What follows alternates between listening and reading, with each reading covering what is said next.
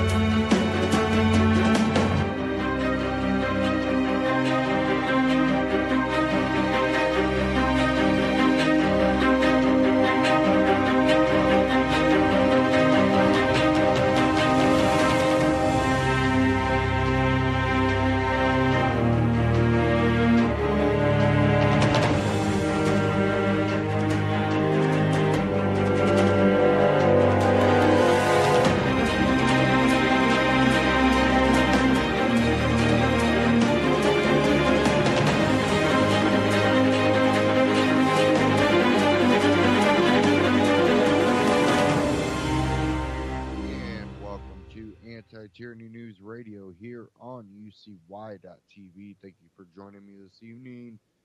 Quite a bit of financial, economic news, and also some foreign news that I do want to get into later here. I'll probably do that sometime in the second hour.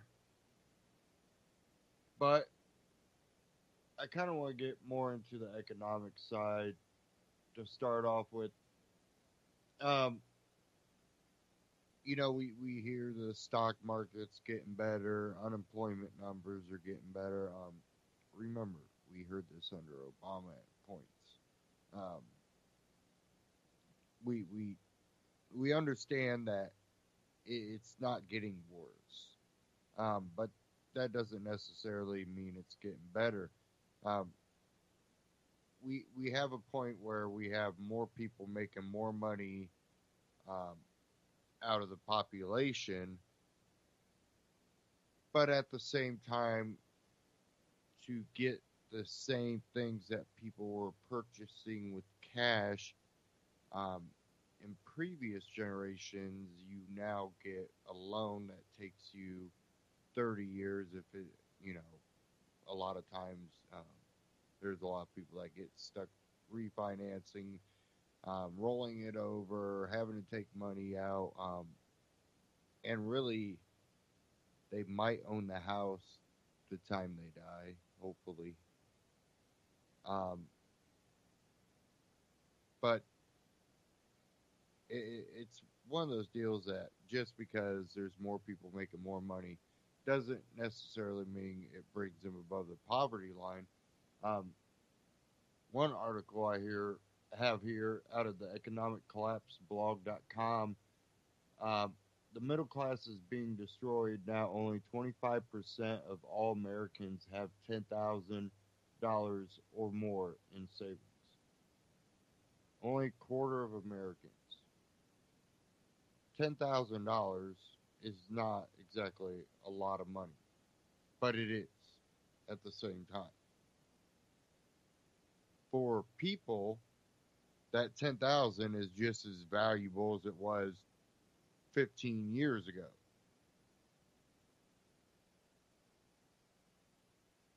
$10,000's quite a bit of money. But in reality, when you look at prices, inflation, true inflation,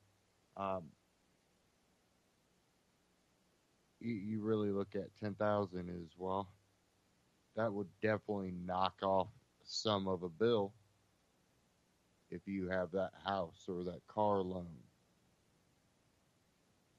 Maybe a couple semesters of college for your kid.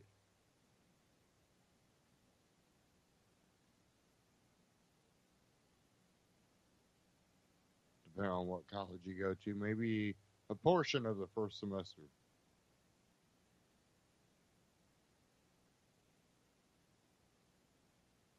I'll read part of this article and then I got a clip I want to play. I did want to cover some of this. It says we just got more evidence that the middle class is being systematically eviscerated. According to a geo banking rate survey that was just released, more than half of the country has less than $1,000 in savings. So, in the event of a major economic disaster of some kind, over 50% of the nation is going to be completely out of cash almost immediately. For years, I've been writing about the steady decline of the middle class in the United States, but I still get astounded by numbers such as these. According to this new survey, only 25% of all Americans have $10,000 or more in savings at this point. $0 saved, 39%. Less than $1,000 saved, 18%. 1,000 to 4,999, 12%. 5,000 to 9,999, 6%. 10,000 or more, 25%.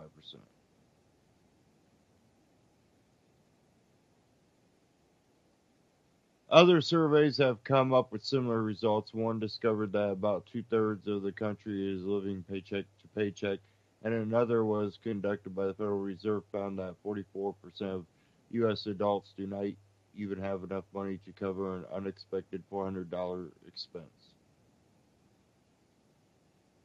Most of us have grown accustomed to barely scraping by from month to month, but that is not what being middle class is supposed to be about. If you are in the middle class, you should be making more than you are spending and building long-term wealth. But just like our federal government, most of us are spending money like there is no tomorrow. We don't have quite enough money for what we want to do. We just borrow more. Right now, U.S. consumers are more than $12 trillion in debt, and it's impossible to build any real wealth when you are constantly drowning in red ink. And again, you can read the rest of that article at the economiccollapseblog.com. I want to add something to that. We see that, okay, there might be more people making a little bit more money. But things that we purchase, if you're not well off, extremely well off, when you go buy furniture, when you go buy, a home, you are not getting what you're paying for in actuality. Because you're getting cheaper built things that don't retain value, that don't gain value. Now, when it comes to a house, okay, your property, well, everybody's in a addition now. Well, let me tell you about cheap housing additions. Ones that they look like they're, a bigger home, but you can just tell they're cheap. They don't look like they're built real great. Well, that's because they're not. Those type of additions tend to start turning into pretty slummy areas faster than, some of these real old homes, inner city areas that have slowly fallen apart. But again, those houses were also built in, the 1900s. Where now you have homes that they're 15, 20 years old now, 25 years old, and they look about the same condition as those ones that were built in 1915, 1920.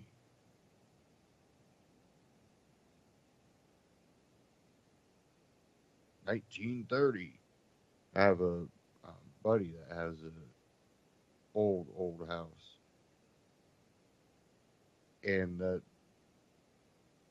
strength of that house is just unbelievable. It's not a big house, but when you look at how they built it, they built it like they were building a gigantic house. You know, everything is heavy duty.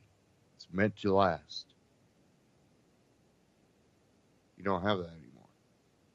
So when you have what supposed to be considered middle class, but really they're still living paycheck to paycheck, so they're not technically middle class, except we call them that now. They're living paycheck to paycheck and can't afford to buy anything that withstands time, that holds on to value to a certain extent.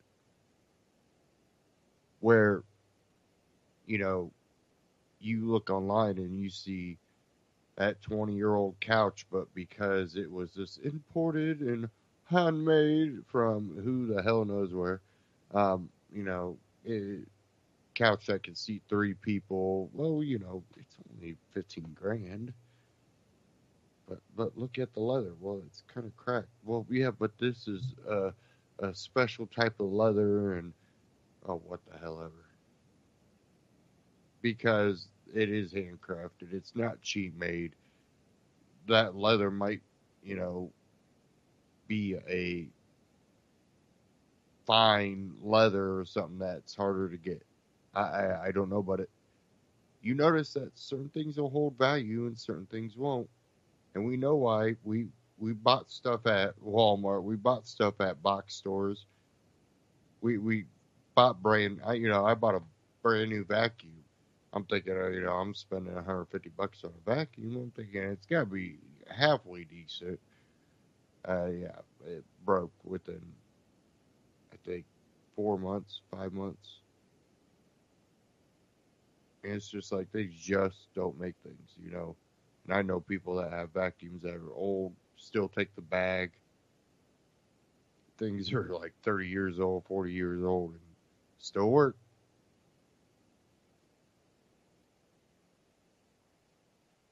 You pay a price for them keeping that so-called inflation down. They're not making inflation down. They're just making cheaper products and putting them out there to make you feel like it's down. But things that they still make heavy-duty built stuff. They still make really good things, like they did in the past. Except now the price of those things have actually gone up. They just replaced them with cheaper things. Okay, see how it's going? To add on to all of that,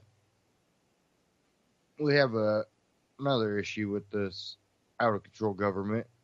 We are now 20, or actually over, $20 trillion in debt. And I'm going to get into this clip. I'm not going to play the whole thing, but this is Peter Schiff and Stefan Molyneux talking about the new acquiring of debt, and I'll kind of get into, Trump and the whole, collusion, whatever you want to call it, behind this. So let's go ahead and get into this clip first.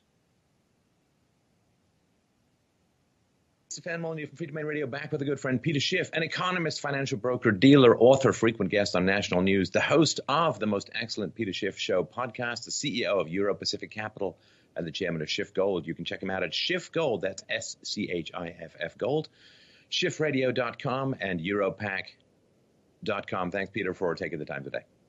Well, my pleasure.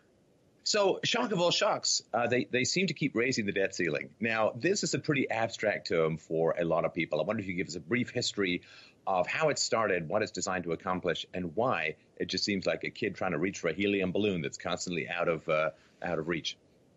Yeah, well, first of all, they didn't actually raise it. They extended the suspension. See, the last time they didn't even raise the ceiling. People are too embarrassed to vote to raise it. just suspended it so that it really doesn't apply. And so we can run up as much debt as we want to up until the end of the suspension, which is now sometime in December. And so during the time that they suspended it, of course, all of a sudden the debt shot up, and now we're almost at 20.2 trillion because apparently there was a bunch of debt that they weren't even showing officially because technically they weren't allowed to have it. So it's like they cooked the books for a while, and then all of a sudden it shows up, right? But now they're talking about eliminating the ceiling. Donald Trump said he's got some kind of gentleman's agreement going on with the Democrats that, hey, let's just get rid of this debt ceiling so that we never have to deal with the fact that maybe it won't be lifted. Because the politicians have succeeded in making irresponsibility look responsible.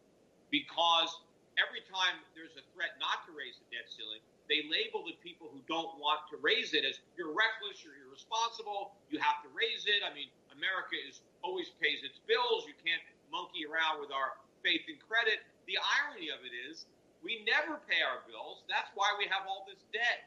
If we were paying our bills, we wouldn't have to raise the debt ceiling because our bills would be paid. We have to raise the debt ceiling so we can continue to not pay our bills. So we can take on debt instead of paying our bills.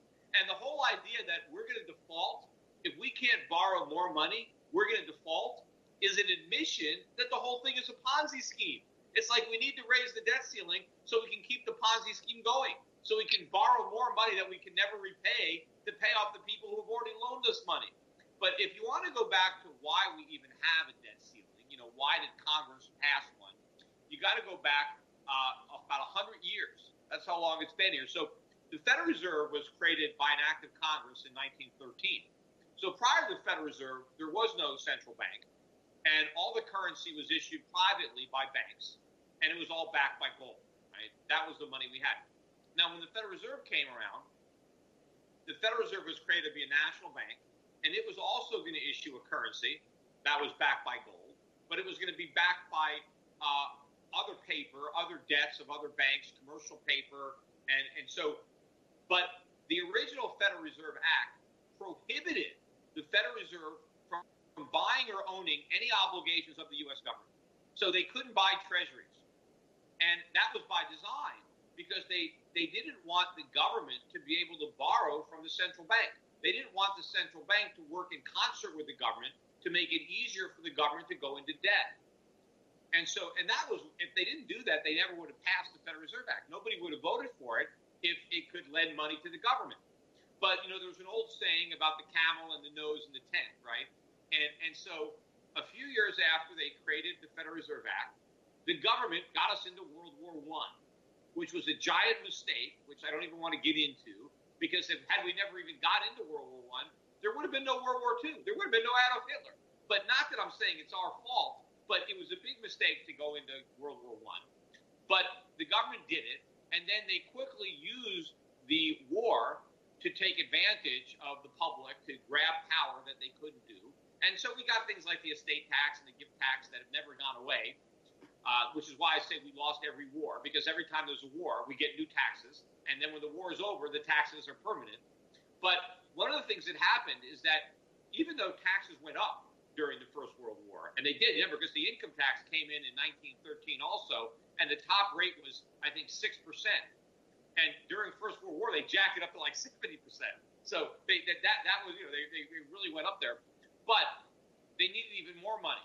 So they amended the Federal Reserve Act because we were at war. And they amended it to say that the Federal Reserve could buy treasuries. That way, the Federal Reserve could help finance the First World War. But in order to do that, because there were many congressmen that didn't want to vote for that, because they were like, wait a minute, if we do this, we have really opened up a floodgate. We've opened up a Pandora's box. We have now allowed the government to borrow from its own central bank. We want to have a limited government. We want small government. This potentially can make government much bigger. So what they did is they said, okay, we will let the government borrow from the Federal Reserve, but we're going to limit how much the government can borrow with a debt ceiling. So they passed the debt ceiling back then to make sure that the government didn't abuse the privilege that it was just given, that it could borrow to help finance this war, but we're going to put a ceiling so that we don't have too much debt. Well, the mistake that they made was that having a ceiling that could be raised. Because obviously the initial debt ceiling wasn't 20 trillion. I'm not even sure what it was. I mean, it was probably a couple of billion at most. And so they've raised it every time we've gotten near it. So it really, it hasn't been a ceiling. But you have to believe that it has been some type of break. That had we had no ceiling at all, the debts would be much higher. That is why it's so scary now. They want to get rid of it. If we have 20 trillion in debt, despite the ceiling, imagine how much more debt we're going to have if we get rid of the ceiling altogether, right? And we don't even have a pretense of a ceiling, and we can just spend whatever we want, borrow, until we have a complete catastrophe. But I'm sorry, but that I don't see how that would happen, Peter, because if they say we are not going to have a debt ceiling anymore, they're signaling to all of their lenders that they functionally have no interest. They're never going to repay anything.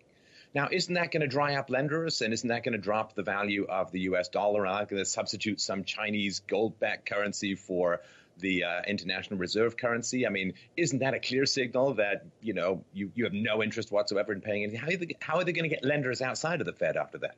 Well, I mean, eventually, yes. I mean, they could read the writing on the wall. I mean, while we have a debt ceiling, we can pretend that there's some limit and there's some type of fiscal responsibility. In fact, when I ran for U.S. Senate, my whole campaign, one of my stump speeches was send me to the Senate and I will do my best to make sure the debt ceiling is not raised. Because, a lot of people campaigned on a balanced budget amendment. In fact, almost every Republican who runs for office says, I want a balanced budget. Well, they do that because they know it's never going to happen. It's never even going to come up for a vote. But what Republicans could do if they wanted to, if they were actually serious, and of course, most of them are not, I would have been, if they simply refused to raise the debt ceiling, the budget has to balance that year. That's it. The party's over. So that's something that's doable. That's what I wanted to do. But if they get rid of the only tool that could possibly rein in the profligacy, then the sky's the limit on borrowing. And then if we're not going to have our own ceiling, then it's going to be up to our creditors, the lenders, to impose a ceiling. Because, we can borrow as much as we want so long as there's somebody that's willing to lend, right? It takes two to tango. We can't dance by ourselves. We need a partner. And if our partners say, wait a minute, now you owe us 20 trillion or whatever it is, and now you just took away the debt ceiling, and we don't want to loan you anymore, at least not at these really low interest rates. So we'll loan you some money, but, give me 5%, give me 10%. But we obviously can't afford to pay that. We can barely afford to pay 1%. So if that's the case, we only have one dance partner, and that's the Fed. But that dance is going to rain money, right? And then we destroy the dollar. And then it's just, Katie bar the door, everybody's going to be going. And then it's a monetary crisis. It's going to make, Hurricane Irma look like a sun shower. This is going to be, more than Category 5 financial storm, much bigger than 2008. Well, isn't there some evidence that lack of trust in the U.S. dollar is already happening? I mean, the dollar index is down 12%. Recently, which is, as you pointed out, the worst year for the dollar since 1985. And that dollar depression lasted quite a long time. So isn't there some evidence that people are waking up to the fact that the U.S. has kind of given up on paying back its bills? I mean, a little bit. But, I think more and more is going to become evident. I mean, that dollar bear market lasted 10 years, from 85 to 95. And then, the dot-com bubble kind of inflated and then bought the dollar a new lease on life. And then when that bubble popped, we had another 6-year dollar bear market. Dollar went to a record low. Ironically, the financial crisis saved at that time. But this time, I don't think there's going to be no saving by the bell. I think this time the dollar is going to be the crisis, and it's going to fall until it collapses. And yes, more people are going to wake up to this reality. One of the reasons the dollar rallied for a few years is because people were deluded into believing that the Fed actually solved our problems. They believed Ben Bernanke and all the other central bankers who were congratulating themselves for putting out the fire that they lit. But the problem is they put it out with gasoline, so it's coming back. It's not really out. But people thought everything was great. We're going to normalize interest rates. We're going to shrink our balance sheet. Job well done. And the dollar was rising based on all this false optimism. Well, people are going to find out that the Federal Reserve made all the problems worse, that they're never going to come close to normalizing interest rates. In fact, they're only back at 1% now, despite the 4 or 5 rate hikes. We're at 1%. The Fed hasn't shrunk its balance sheet by one nickel, despite all the talk. Meanwhile, we're about to go back into a recession. It's long overdue. And then what? The Fed's going to cut rates again, but they're starting from one. They're going to do another round of QE, but they're starting with a $4.5 trillion balance sheet.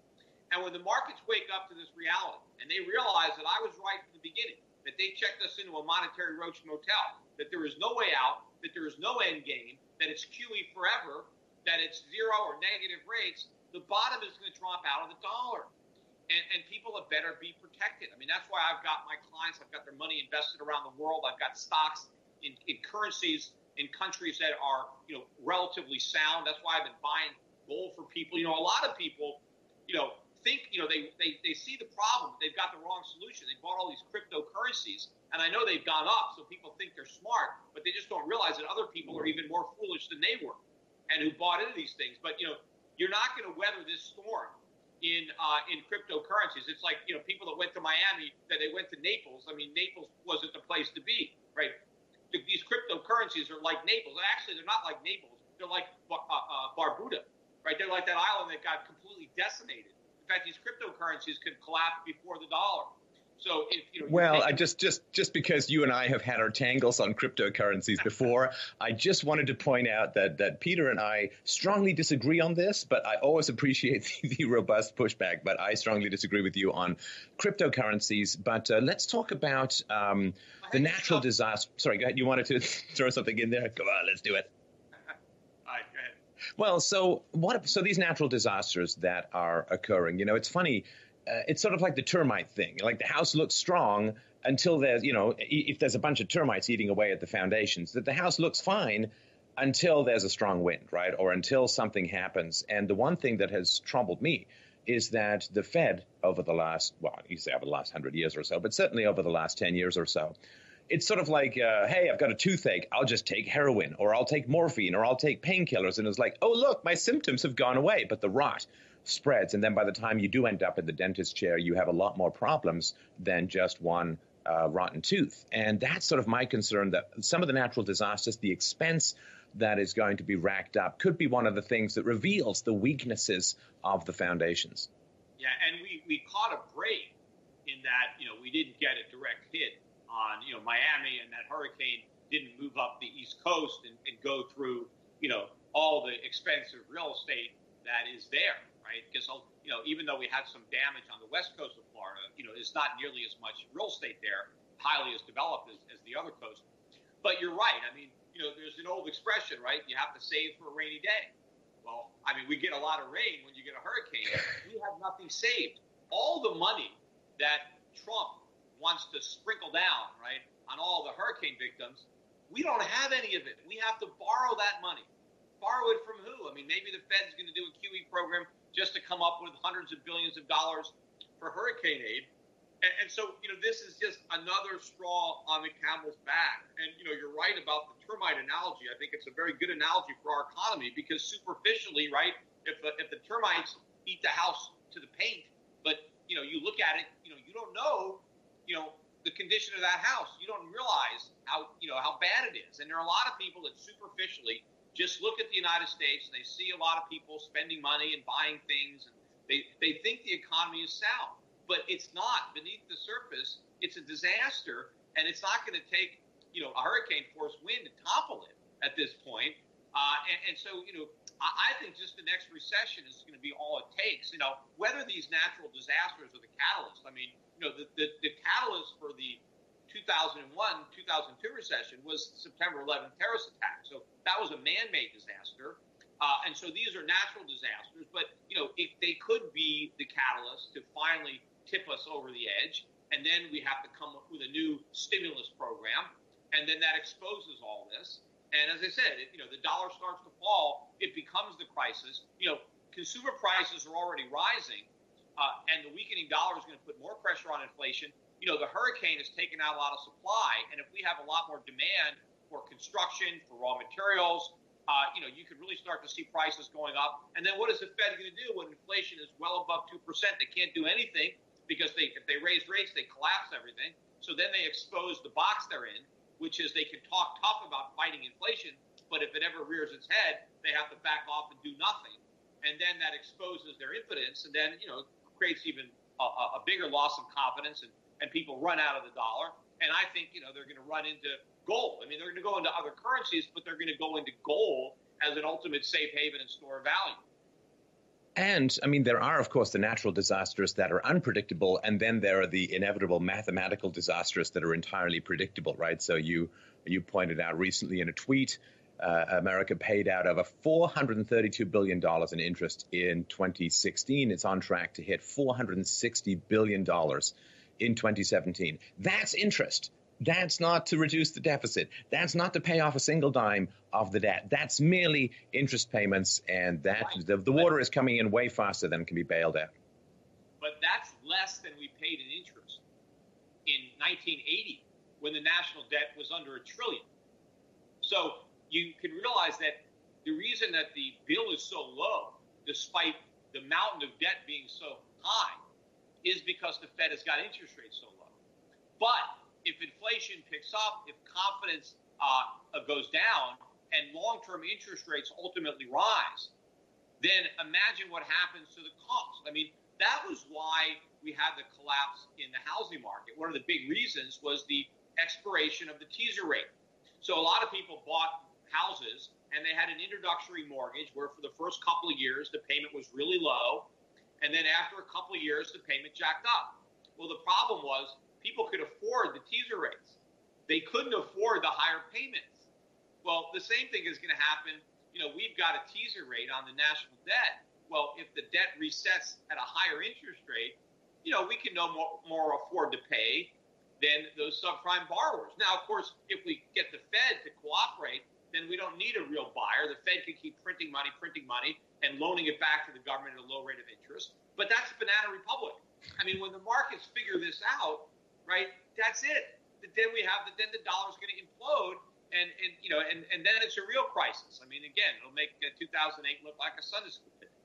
So there's the view from inside the bubble, which looks like a wonderful IMAX, the universe, it's distracting, everything looks great, there are people dancing. And then there's a view from outside the bubble. And you've pointed out recently, foreign stocks are outperforming U.S. stocks because everyone's so excited that the Dow is hitting new highs. Now, I think that there's been some decent stuff that's come out of the current administration, some relaxation or repeal of certain regulations and so on. There's been some good stuff, but I don't think that's enough to drive the kind of economic growth that's being seen. So I want to, if you can help people to sort of understand how the bubble looks from outside the U.S., because you're not going to hear a lot about it from the mainstream media inside the U.S. Yeah, well, I mean, there are bubbles everywhere. I mean, because central banks all around the world have kept interest rates too low. And so whenever you do that, you distort the economy. You create allocations of resources that would not take place if interest rates were set by the markets. We've got, just that you got a bunch of European central banks with negative interest rates kicking around. So mistakes are being made all around the world. Assets are being misallocated all around the world because of the meddling of foreign governments, central banks. But I just think that the damage is going to be particularly onerous in the United States. And obviously, I'm an American, and most of my clients are American. So I'm trying to do what I can to help Americans. Now, there are a lot of countries where, the governments aren't doing this, and you have sounder economies. And a lot of these economies will benefit from a weakening dollar. I mean, people don't understand the degree to which the dollar has been used globally as a currency. A lot of countries borrow in dollars, right? I mean, all of our debt is in dollars. So our debt and our incomes are the same. But you have a lot of countries where their debt is in dollars, even though they don't earn dollars. Their governments can't print dollars. So when the dollar goes up, that's hard for a lot of countries because it means their debt is higher. It's harder to service it. It's harder to repay it. But as the dollar is going down, that is a gigantic stimulus for a lot of the world because it's like their debt is going away because they're earning their own currency, yet they're repaying dollars that are losing value. So it's like, a big reduction in your mortgage payment, your principal gets reduced. So a weak dollar is a big boom for a lot of the world. And also, if you think about all the global commodities that are priced in dollars, when the dollar is going up, that makes food more expensive for a lot of people. That makes energy more expensive. Well, the reverse, when the dollar is falling, those things become cheaper. So this is a benefit to the rest of the world because now they free up income to buy other things. If food is cheaper, if gas is cheaper, well, now I have more money to do other things. So the world is going to benefit, but America is going to suffer. People don't understand Because the reason that Americans are able to enjoy the standard of living that we have, despite the fact that it's been falling, is because we're able to export dollars and import all kinds of things that we didn't make. But as the dollar really starts to fall, the price of those imports is going to go up dramatically. That's why I used to joke, that eventually going to Walmart is going to be like going to Saks Fifth Avenue, because the prices are going to be much higher. People are going to be shocked. I mean, we don't even need to have the Trump put on tariffs. The prices are going to go up without the tariffs. And then a lot of the stuff that we make ourselves is going to be expensive, because when the dollar plunges, we're going to start to export more. So that means some of the products that used to be available to Americans are going to be exported, and they're not going to be here anymore. Or if you're going to want to convince the exporter not to send them abroad, you're going to have to pay more money because he can make more money. So our whole standard of living is going to go down when we can no longer just print money. And ironically, we are actually hastening the dollar's demise by using the dollar as a club, and we're bludgeoning everybody with it. We're threatening everybody with sanctions. If you don't do what we want, we are going to punish you by restricting your access to the U.S. banking system. Yes, you're using dollars, and we're going to restrict your access to the Fed. You're not going to be able to use the wire, the SWIFT system. And countries are like, wait a minute, why are we giving America a weapon that they can use against us? China, Russia, they're saying, wait a minute, why are we going to empower the United States? Why are we going to give them this incredible gift of having the reserve currency if they're going to use it as a weapon? So you know what? Let's disarm them. Let's get away from the dollar. Let's find ways to transact without the dollar. And, we're just basically putting nails in our own coffin. Right. And of course, I think it has significant effects on foreign policy, America's influence in the world, if, you keep threatening people this way. And of course, there's a bunch of dictators out there who are like, they look at what happened to Gaddafi, they look what happened to Saddam Hussein and so on. Just disarm and everything will be fine. And so America's losing leverage militarily, it's losing leverage economically, and I think culturally it's fairly dead that way as well. Which, I'm sort of half and half. I know that world's policeman thing is very seductive, but I think that money is better spent at home, and rather it's better left in the pockets of consumers and entrepreneurs and free market people to create jobs and improve the economy and so on. But so all of these things are going to end up better off for everyone in the long run. But the transition can be, it can be pretty rough, as we know historically. Oh, yeah. I mean, and there's no precedent really for the scale of this problem. Right, and how big it is, and how many countries are involved in it, and people are just going to get blindsided because people, they have a lot of faith in this system, and they've known it their entire lives. I mean, most people alive today have no history of ever, being on a gold standard. They just, they've been using fiat currency, and the government's been able to borrow, and look, the debt's gone up to $20 trillion, and as far as everybody's concerned, it's fine. Now, you can actually look beneath the surface and say, wait a minute, before the government started doing this, I mean, we went off the gold standard in 1971, but you go back to the 1960s, at the beginning of that decade, married women didn't work. Their husbands could afford to support them. People didn't have debt. People could afford to buy cars and pay cash. People didn't have credit cards. People saved for retirement. In fact, when they retired, they no longer had a mortgage because they paid off their house. So we used to have a higher standard of living. And despite the fact that we've invented more things, which is something that's always going to happen, now people are struggling. A guy can't support his wife, even if he has a master's degree. In fact, his wife has got a master's degree, and they're both working, and they have no assets. They both have student loans. They can't afford to have kids, or if they have a kid, maybe they have one. No one has big families anymore, right? I mean, who can afford that? People get married later, and they have tons of debt. They have nothing saved. I mean, how many people didn't even have insurance in this hurricane because they can't afford it, and because they assume the government's going to take care of them, so you got the moral hazard.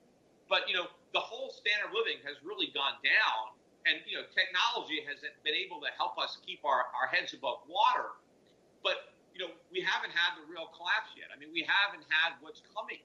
I mean, I think we can have a dollar crisis, and, it'll look, more like Venezuela.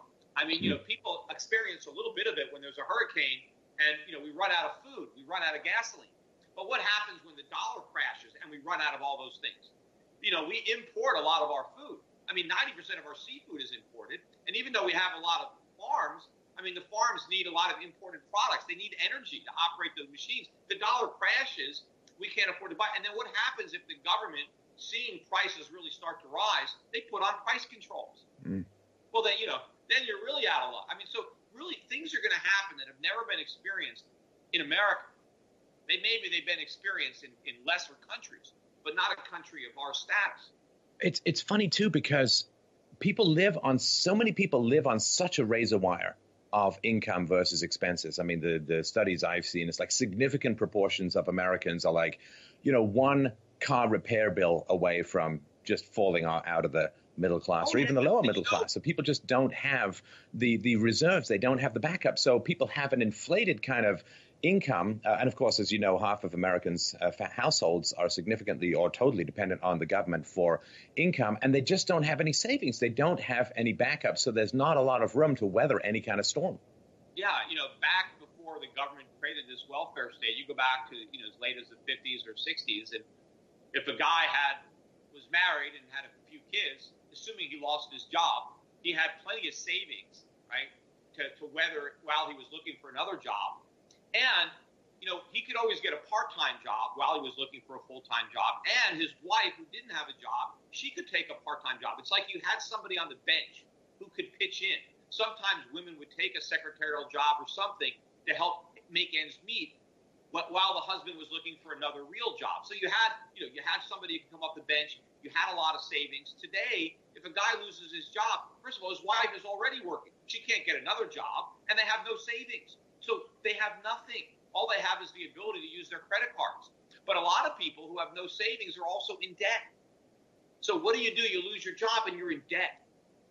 Right? Or if you have a natural disaster, something bad happens to your house, you've got no money. Nobody saves anything. And in fact, the government tries to encourage people not to save, because anytime people start saving, they think that's a problem. Oh, we got to stimulate the economy. The consumer's not spending enough. He's saving too much. Quick, let's try to figure out a way to get people to go deeper into debt. That's our whole economic philosophy. More and more debt. Well, and of course, the government loves it when people spend in the here and now, because that stimulates jobs and economic activity right now. Governments think in terms of quarters, but of course, entrepreneurs have like their 5-year plans, their 7-year plans, and so on. So when people are spending and they're draining money out of the banks, there's less money available for entrepreneurs to create new jobs, for upgrade, to become more efficient, to make the labor value of the employees richer, and so on. And so this is the problem with politicians, is they're always trying to stimulate things in the here and now rather than actually building the foundation for a solid and growing economy in the future. That's because their horizon is the next election, right? There's always an election every 2 years. So they only think short term. It's what can we do to make things look as good as possible before the next election so I can get reelected. But all of this is undermining the long term. But they don't think long term because their terms are not long enough, or they're not limited. I mean, if we had term limits or something, then if they knew they had to leave, then they might be more inclined to actually do something good. But a lot of these politicians want to spend their life there. And so it's always getting from one election to the next. And if there's a crisis, we'll deal with that after the election. But in the meantime, how do we get to the next election? So it's all about artificial stimulus. It's all about boosting the economy. Like in your example with the dentist, they never want to go to the dentist because they don't want to deal with, the pain, or they don't want to have to get so by the time they go there, all their teeth are rotten, and, it's total. You need a complete, all artificial teeth installed. I mean, you're done, right? And that's because nobody wants to tell the American public you got a cavity. It says, no, don't worry. Just keep eating chocolates and everything is great. Just suck on this face tube and everything will be fine. Now, let's talk a little bit about something that shows up every single natural disaster, and it's going to show up, of course, in the next one and the next one and the next one.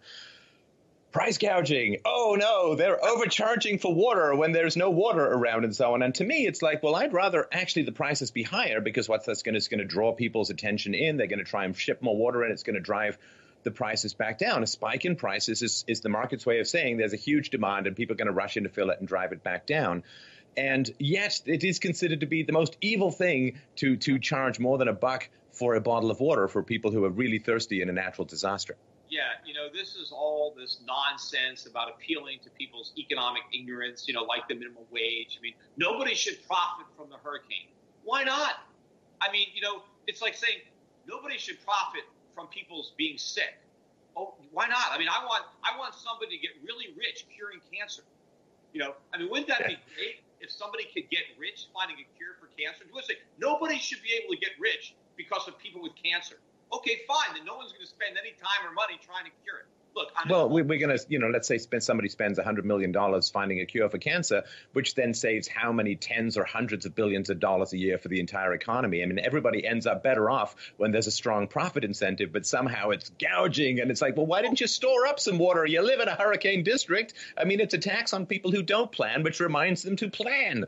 But you know what you could do? If you were allowed to sell water for higher prices, more stores would stockpile it because they knew, hey, I'm going to have some extra water just in case there's a hurricane and I can charge more for it. But if you can't do it, then why go to the added expense of storing it up? I mean, that even happens too. There's a lot of like gas stations.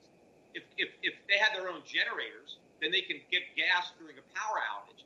But they're not allowed to charge more, so they're not going to make the investment, in the generator or the extra storage if they can't charge a premium when there's short supply. So you don't get the supply. Prices is a way to allocate resources and ration. So let's say in a hurricane and people want to run to the store and buy extra water. Well, if the price of water doesn't go up, people will just, let me buy as much as I can carry out. Even if I don't need it, I mean, it doesn't go bad. I'll just have it for the next hurricane. But if you let the store raise the price and maybe water is $10 a bottle, all right, I'm not going to buy this expensive water now. I'm just going to buy what I need. That way you don't run out. And that way somebody else could get water instead of showing up to a sign, no water.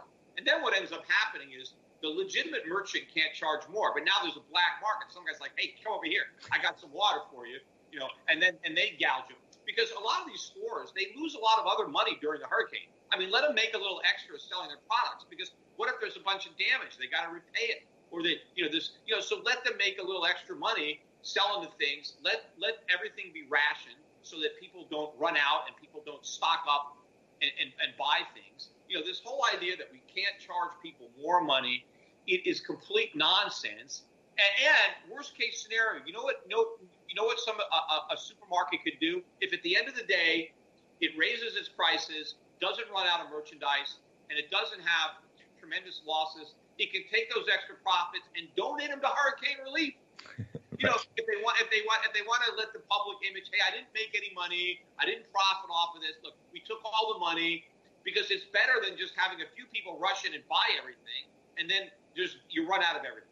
Right? Well, and then those people will simply resell to other more needy people. And anyway, so now let's talk a little bit about something that you've certainly discussed before, Peter, and it's one of the bubbles that people don't see, which is higher education, like over $1 trillion in student loans for some, I don't know, economically questionable job skills, such as, I now hate capitalism. I'm having trouble finding a job in the free market.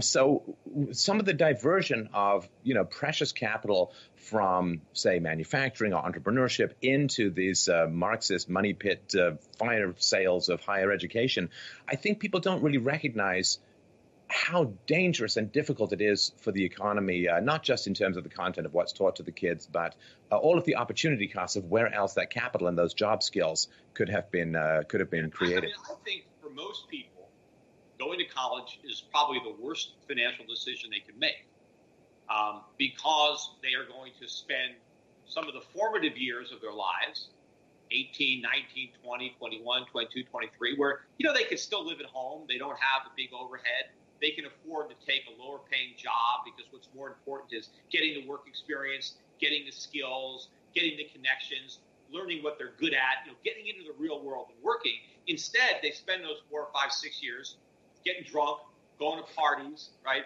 And taking a bunch of worthless liberal arts courses. And they get out and they know absolutely nothing.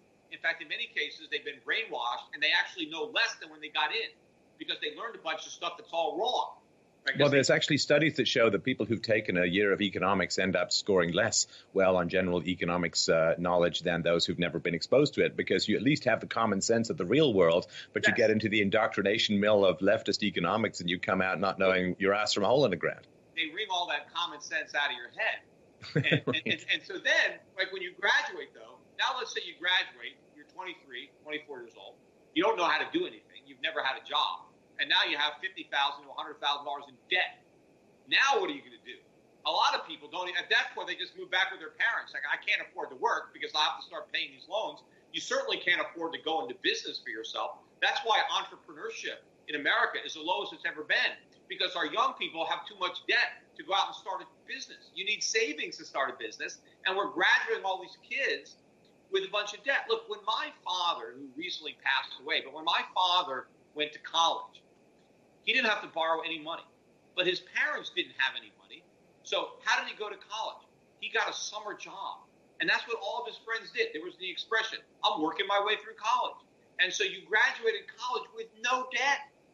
And it wasn't expensive. And when my dad went to college, most people didn't go. Most people finished high school and then they got a job. So, it was like 10% of people in the 50s went to college or so. It's pretty rare. Yeah, so when you went to college, you actually had a degree that was kind of rare. It meant something, right? Oh, yeah, I'm a college man. You went to college, right? Now it's like they give them out like chewing gum. Everybody's got a college degree. So now you got to go get a master's degree. You got to get a PhD. How much is that going to cost you? Right? You go rack up those bills. We got people graduating with $200,000 of student loans. That's like a mortgage. Well, and the opportunity costs, especially if you're going to go do a PhD, that can take you 10, 12, 14 years. All of the opportunity costs of burning through money rather than earning money is really hard to justify. And unless the PhD is going to get you to be chairman of the Fed, it's really tough to justify. Most people, look, if I had a choice between hiring two people in most businesses, right, a kid that graduated high school and spent the last 4 or 5 years working and gaining some, and I can actually see his work experience and what he's done and what he's learned, I'd rather hire that guy than a kid who's never worked and who's got a philosophy degree. I mean, what does that prove? What does that show me? It doesn't show me anything, right? I mean, so for most people, now, if you want to be a doctor, there are certain occupations where you got to go to college, and if you're a really smart kid and you got, straight A's and you got 1600s on your SATs and that college, you want to, there's certain things, but fine. But the vast majority of people, the C students, the B students, the guys who are going to junior college, community college, what the hell? They're wasting their time. They're wasting their money. They could be out in the real world. And, even if you get an internship and work for free, it's better than paying tuition to learn nothing. Go to some company and say, hey, let me work for free. What can I do? Let somebody see you. Absorb what you can. You're like a sponge. You're 18. Learn, right? And some of the richest men, on my video, and I talked about it on your show before, but on YouTube, if you go to Peter Schiff, college degree, is it worth it? Where I go down Bourbon Street in New Orleans and I talk to all the people working there who have college degrees, and all of them have menial jobs that they don't need degrees for. But on that video, I mentioned that the richest Americans that have ever lived, Rockefeller, Carnegie, who's the other one? I forget the third one. You mean like a robber baron, like Mellon or something like that? Yeah, but it wasn't Mellon. But the three richest Americans that have ever lived, adjusted for inflation. I mean, way richer than Bill Gates. None of them went to college. I mean, some of them dropped out of elementary school. I mean, none of them even finished high school, and they became multi-billionaires, and they all started with minimum wage type jobs. None of them inherited money. Their children inherited money, and their grandchildren.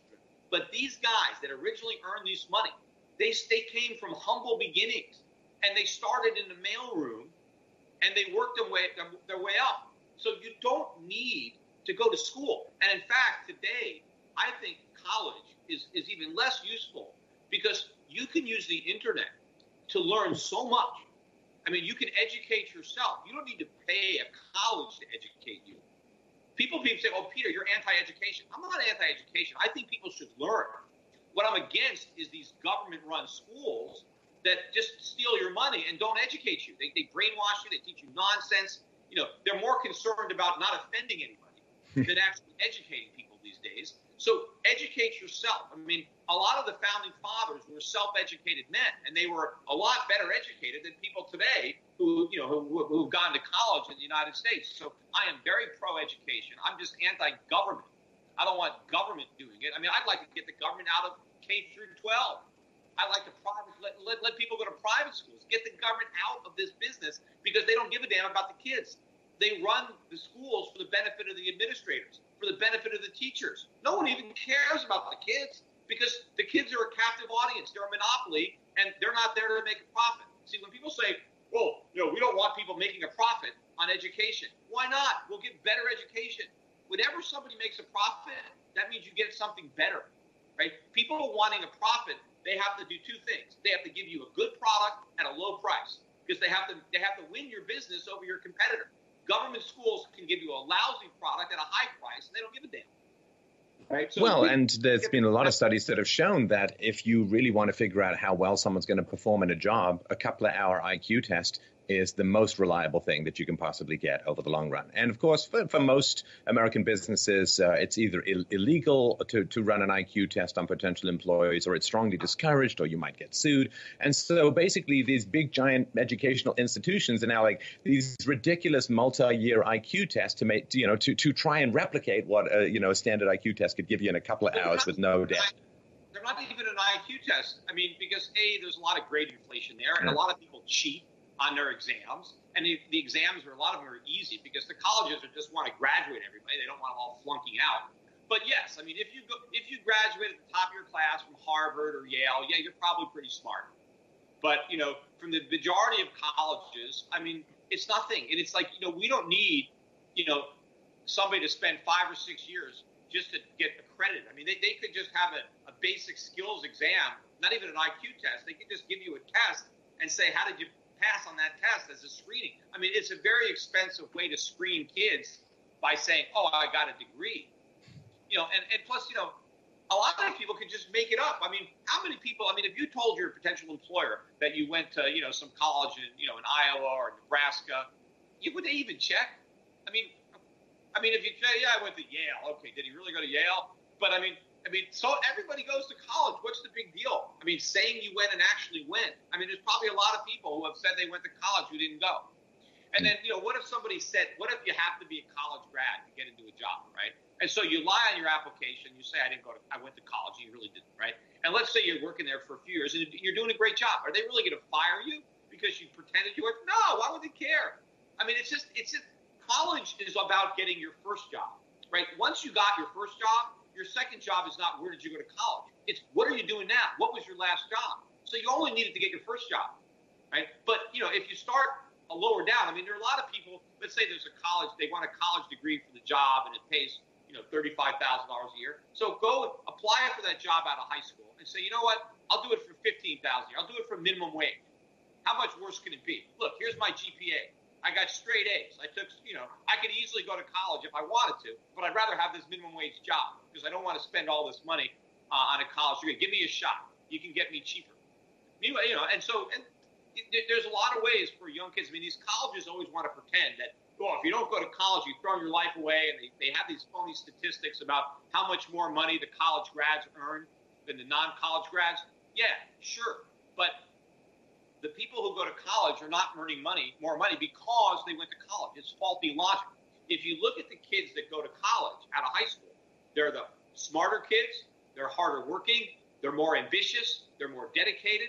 That's why they earn more money, not because they wasted 5-6 years in college, but because of the other characteristics that they had that made them choose college. So yeah, it's like me saying, well, if only somebody would cast me in a hair commercial. I have long flowing locks of lustrous hair. It's like, that's how, hey, draft me on the basketball team. I'm sure I'll get 1.5 feet taller, no problem. So let's close off with an argument that recently I saw you being interviewed and you weren't allowed to finish the argument. Always drives me crazy because, agree, disagree, but at least hear it out. And the argument was, hey, Peter, what do you mean low taxes lead to economic growth? Don't you remember in the 1950s there were these massive income taxes and there was huge economic growth? So let's crank up taxes on the rich and have a vibrant and flourishing economy. Yeah, that's another example of faulty logic, right? I mean, you can't just think that two things happen at the same time and the one caused the other. So you can't say, we had strong economic growth in the 50s and we also had high taxes. Therefore, it was the high taxes that caused that growth. The reality of it is that America's economic might on a relative basis peaked in the 1950s, and it's been downhill from there. And the reason was because of the introduction of these taxes, because before the 1950s, very few Americans even paid income taxes. It was the victory tax in the Second World War that Americans started paying taxes. But we built this country without an income tax. Those robber barons paid no income taxes, right? We didn't pay any income taxes at all in the 19th century. and not in the beginning of the 20th century. And then it started in 1913, and then they started jacking it up. But the average American didn't even pay any taxes at all until the Second World War. So that was up until the mid-1940s. So these high taxes were a new thing in the 1950s. But America was already rich from all the years of low taxes. But here's what started in the 1950s. Americans started thinking about how to avoid taxes rather than how to make money. That's when the Japanese and the Germans started to eat our lunch. Because we owned all the manufacturing businesses. We made everything. Nobody would buy anything made in Germany or Japan. But what happened is in the 1950s and 1960s, while our businesses were trying to avoid taxes, they were trying to make money because they had much lower taxes than we did. And that was the beginning of the end. That was when our standard of living started to go down. People were trying to avoid these 70% taxes. And I just want to point out that you sort of Germany and Japan, the enemies in World War II got really, really low taxes, and the winner of World War II got crushingly high taxes. And that's what you don't call victory in a sane world. Sorry, Peter, go ahead.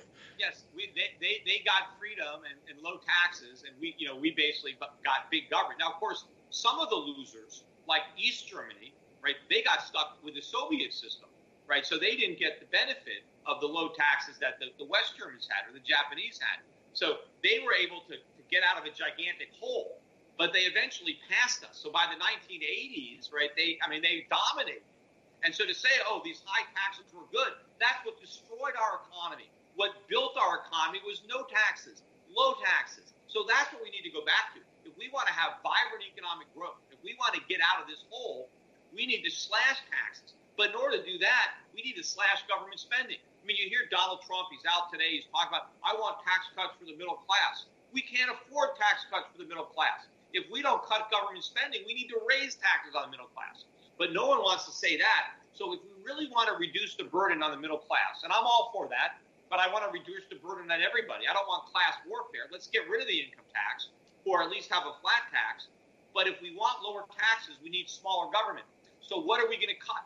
What programs are we going to get rid of? Right? How are we going to afford this? Because if we just borrow the difference, if we just have bigger government but pay for it with debt, that's worse than paying for it with taxes. That's going to be even more expensive.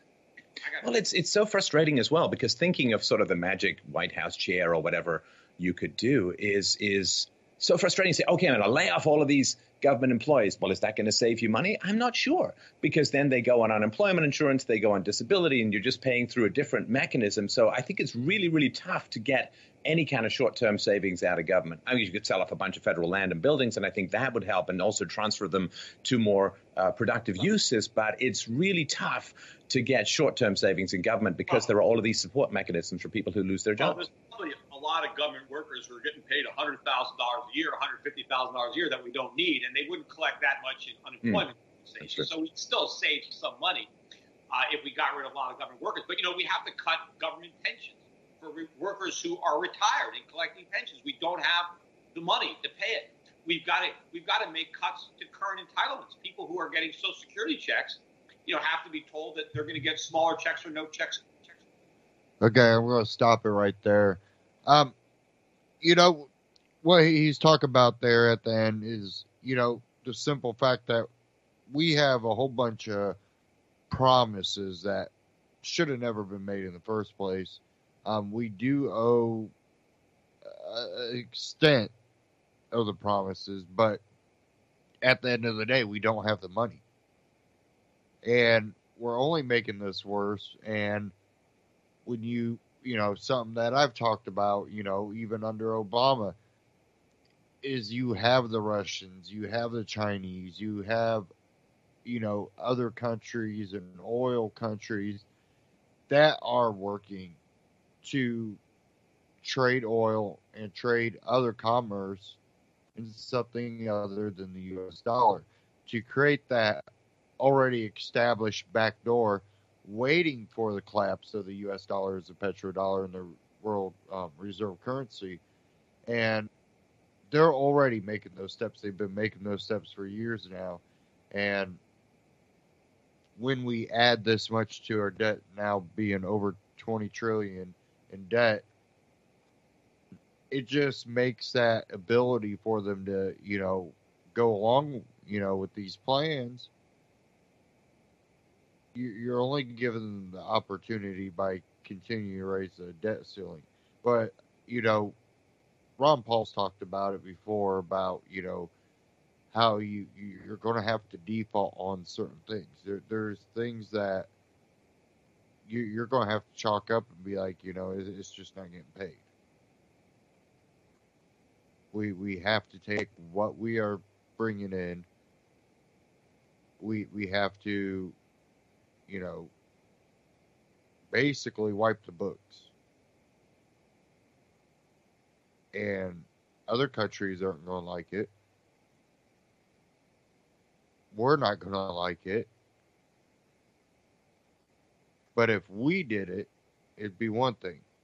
If another country does it because they have a reserve currency that will be able to withstand a blow by a world economic collapse,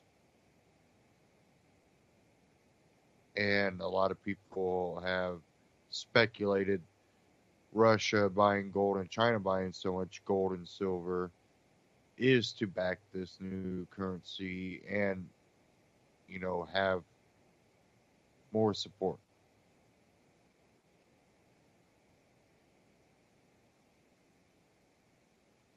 I have an article. This is out of foxnews.com in the opinions section. Give me a second here.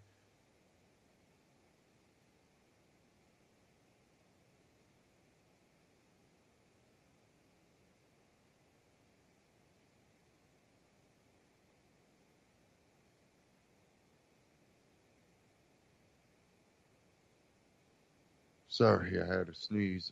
Oh, wow.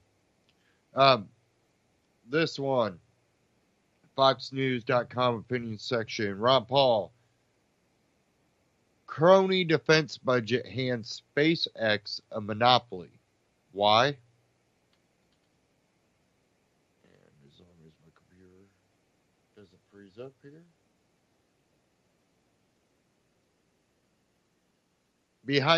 Behind the high-minded rhetoric surrounding many government programs, there often, or even usually, lies some grant of special privilege to a powerful business interest. The most well-known example, of course, is Obamacare's individual mandate creating a guaranteed market for insurance companies. However, the most common hiding place for corporate welfare is the Pentagon. Hawkish politicians love sticking gifts to big corporations in a in the yearly National Defense Authorization Act, NDAA. So it is no surprise to find an example of cronyism in the fiscal year 2018 NDAA, which the Senate is expected to vote on this week. Specifically, Section 1615 on this year's NDAA expressly forbids the Air Force from developing new launch vehicles by restricting expenditures to the development of new engines or the modification of existing systems. This prohibition is supposedly designed to address the Russian threat, a threat manufactured by those seeking a new Cold War. In addition to flaming anti-Russia hysteria, this provision makes the company SpaceX the only affordable option for launch services. For obvious political reasons, Washington wants to phase out the use of Russian-manufactured RD-180 rocket engines. However, as former Air Force Secretary Deborah Lee James made clear, the Department of Defense would strongly prefer to not have to pay for the development of an RD-180 engine replacement that would benefit only one launch service provider.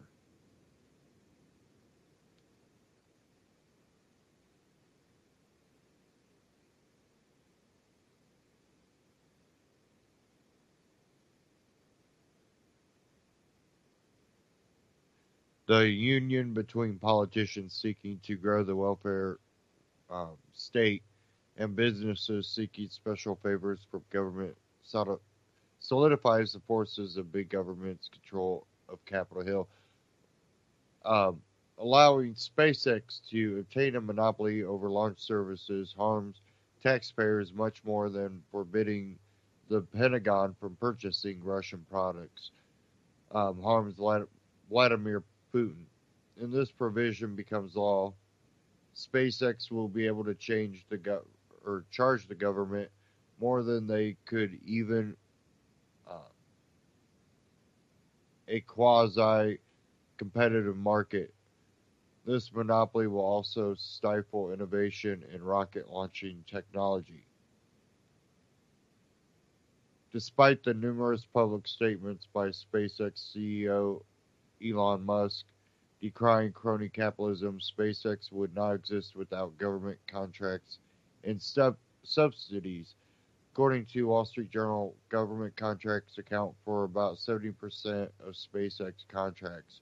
U.S. taxpayers have provided SpaceX more than $5.5 billion in the form of Air Force and NASA contracts.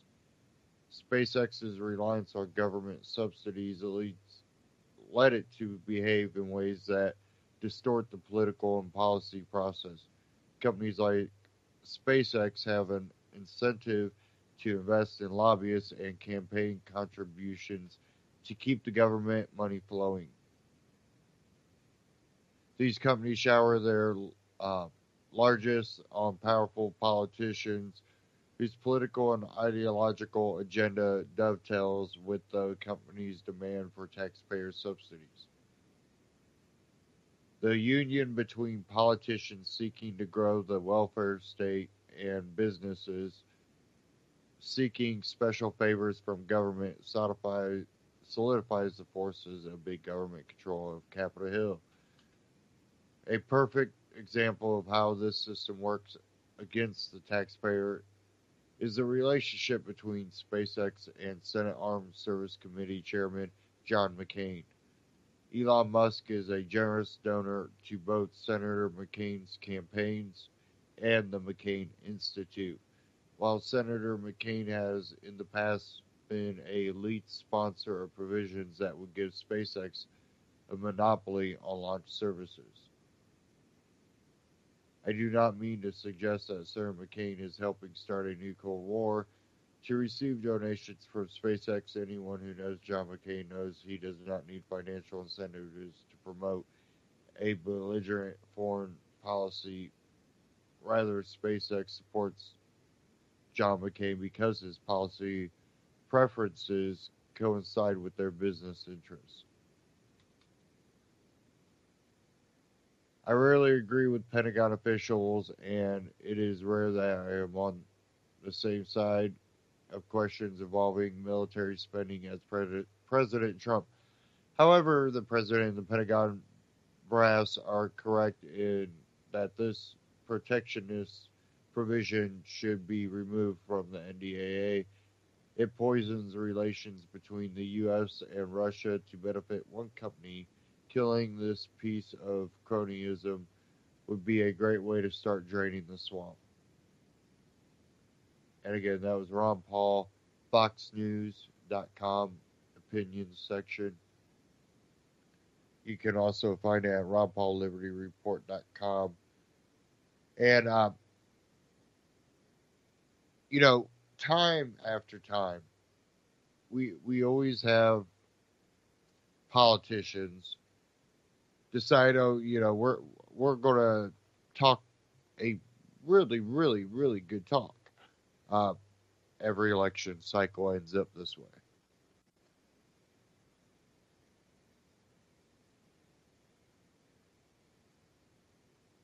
Look what, George Bush ran on, the Constitution, small government, all this good stuff. But in the end, after 9/11, he was able to get the police state enacted, and, it doesn't matter what they say on their campaign. I always look at it as I really think that when it's so public, that there should be ability to have some ability to challenge these politicians when they don't go along with it, because, people go, well, it's not a contract. Well, in a way it is when you're soliciting for, just like if I went around trying to sell something and you hand me the money for what I'm trying to sell you and you never receive that. In a way, your vote is you purchasing that candidate. And when they don't do what they say they're going to do, it's so public when it's on record what they say most of the time. Definitely in today's age, there should be able to be more accountability. There is a verbal contractual agreement in a way, and I guess the argument comes down to, do they mean it? When they say, I'm going to lower taxes, are they really saying they're going to lower taxes, or they're saying, that's what I want to fight for? And that's where a big argument comes down on that issue. Ramifications from that, too, are a contributing factor to a lot of the issues we've dealt with.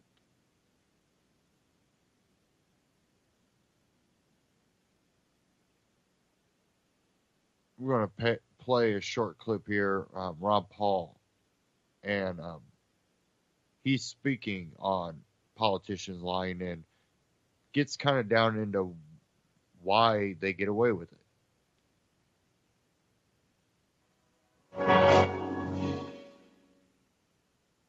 Hello, everybody. Thank you for tuning in to the Liberty Report.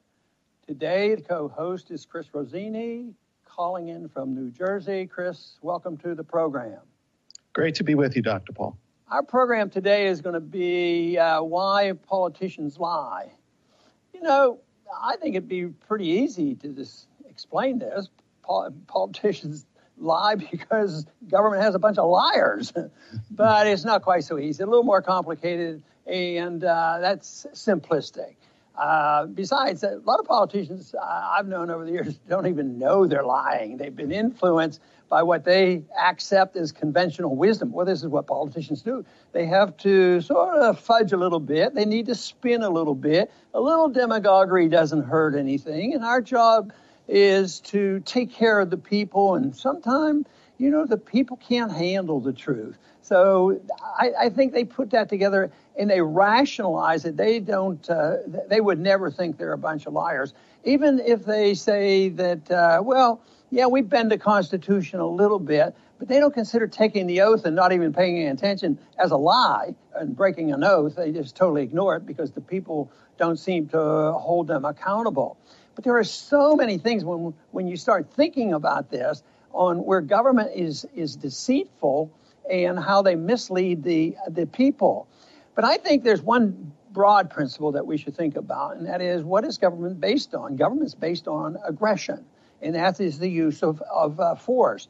And so the government doesn't want to tell the people that everything they do is aggression. They have to conceal what they're actually doing by telling a lie and misleading people and say, we're really good people. These aren't lies, and this is not aggression. And then after a while, after these lies are told, there's more need for aggression, because they have to maintain the lies. So it's a pyramid scheme in the building of violence coming from our government. And all we have to do is look at the pyramid originally started even back at the time right after the Constitution was signed, and certainly in the 20th century. Government size and scope is pyramiding, just like the debt is pyramiding and all these other things. But it's based on that principle. And quite frankly, we're going to talk about the particular things about why and what government does and the politicians do when they lie. But overall, I think that this problem can't be solved unless people understand the nature of government, what the government should be doing. And you can't have a government force and condone the force, but not not understand why they have to do a little fibbing, because quite frankly, the politician wouldn't do well if they were quite frank and told the people exactly the truth when it comes to economic matters, personal liberties, and foreign policy. That would be something that they just couldn't handle. So, Chris, I'm sure you've thought about this a little bit. What do you think of all this? Yeah, especially when politicians campaign. I mean, they're not under oath. There are no contracts, no binding agreements between what they're saying to the crowds and what they have to do when they get in office. There's really no obligation to come through on anything that they say. Legally, they can say whatever they want. And so in that situation, the game becomes, well, tell people what they want to hear so they'll pull my name in the booth. And that's really all that matters. And then once you're in, you're under no obligation to do any of it. And obviously, we've seen politicians do that. Now, politicians are not a special breed. All of us have the ability to lie. We're all free. So some of us will choose to tell the truth. And there will always be some people that will choose to lie. But outside of government, you at least have some control on how to react to it. If you know someone that lies, you can stay away from that person, not trust them. Or if a business lies to you, there's legal recourse, and you could stop doing business with them. You could immediately do something. But Dr. Paul, once we elect someone, it's 4 years, 6 years. Can't the government distract you in the meantime? So there's really no recourse on what we can do. Well, the theory is that you have recourse at the polls. And what you describe is true, but I think that's coming to an end because the politician and the governments have been able to get away with this, especially in the United States, because we've been a very wealthy country. We had a powerful currency. We've been able to get away with inflation. And people then didn't worry about it because the politicians were very generous. Now they can't be quite so generous. You know, one thing, though, that sort of caught my attention when I was in Washington is why is there no remorse, when they make mistakes, they make false promises, or they devise an economic system that doesn't quite work. And today we have this tremendous number of people that are underemployed or unemployed. And they start wars that a lot of people die, a lot of innocent people that we kill, a lot of our people die and suffer. The consequences and successes are so poor. And you take the Bush era and this acceptance of preemptive war, you think, oh my goodness, I've made a mistake. And millions of people have died for this. I really didn't mean to do that. I wanted to remake the Middle East and make it a wonderful, nice place. And it hasn't happened. That never crosses their mind. They do not suffer from that because I believe that the politicians I knew are sort of sociopathic. They're immune from this self-assessment. It's not complete. It's not total because I did meet some people. Matter of fact, I met some in Washington that decided that maybe fiat currency doesn't make sense and we should look at sound money. Others have looked at foreign policy and said, hey, Ron, you're right. You're right on this thing, that these wars are really stupid. But then they also, the big conflict for our politicians in Washington is they have been conditioned all their life, certain economic rules and laws in their education. The more education they have, the more adamant they are because they have been taught Keynesian economics, that it's okay to do this. It's proper. It's moral. More people are taken care of, and we have to help the poor, and on and on. A socialist never feels badly about what they're advocating, even though it's based on violent force of government to forcibly redistribute the wealth and make people a lot poorer. They never do that because the intellectuals are behind them and say, this is what you learn. I got an A because I was able to recite this to the professor, and now I'm doing it. And then they find excuses, and every once in a while you come up with a politician that writes books about excuses on why things didn't quite go the way they thought. So I think that is part of the problem. But there are some specific things I'm sure you're aware of that government goes out and they go out of their way to mislead the people. Oh, of course. It's all the time. Unfortunately, politicians, they learn from if lying equals success in getting elected, they don't have a change of heart and say, okay, that's it, I'm telling the truth from now on.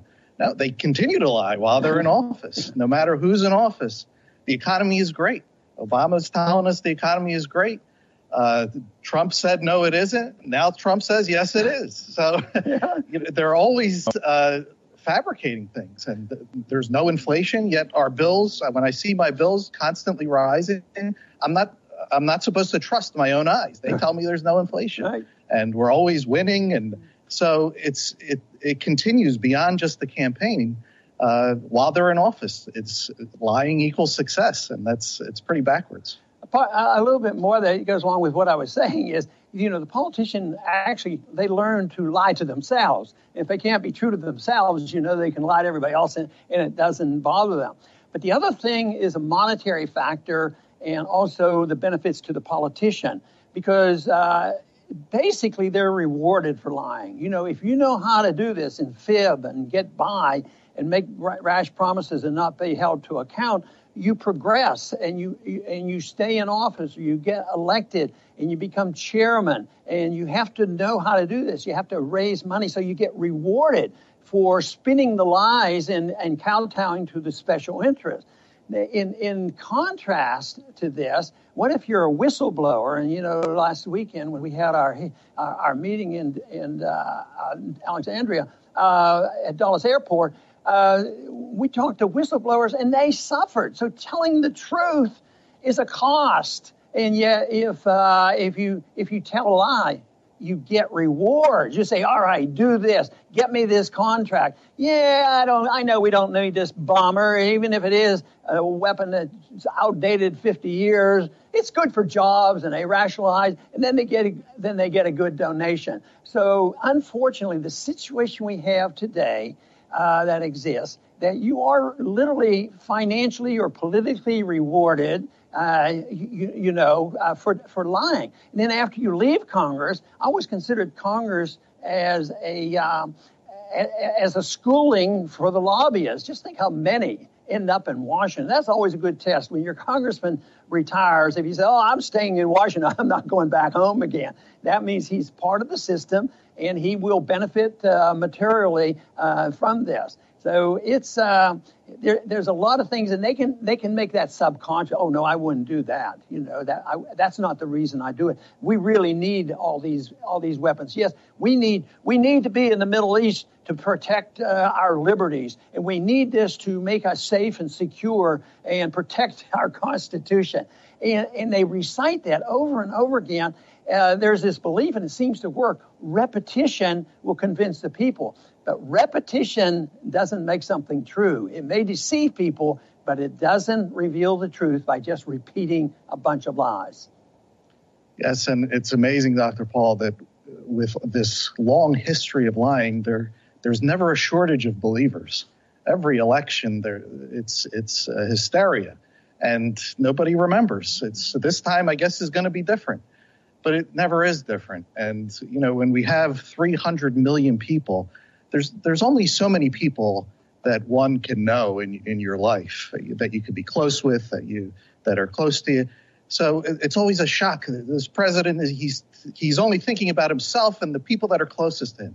Well, yeah, that's he can't. How can you possibly represent 300 million people? It's a fairy tale. So what's the upside to this, Dr. Paul? Now we seek a society of liberty. Shouldn't, if government was restricted to just protecting our liberty, wouldn't we be much better off? Oh, obviously so, and that is the answer, because that isn't micromanaging a person's finances, micromanaging a person's personal habits or religious habits, not micromanaging the internal and external affairs of other nations. And yet this has to be portrayed as something very necessary. I think the other factor that politicians have learned to use is fear.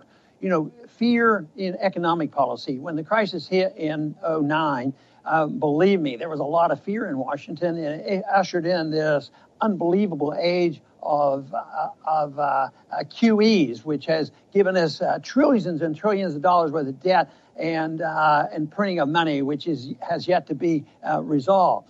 But building up fear, whether it's economic or in foreign policy, I mean, the American people, it took 8-10 months to get the American people behind going after Saddam Hussein because he had a nuclear weapon. He participated in 9/11. We got to do this because he might attack us. He's been gassing his own people.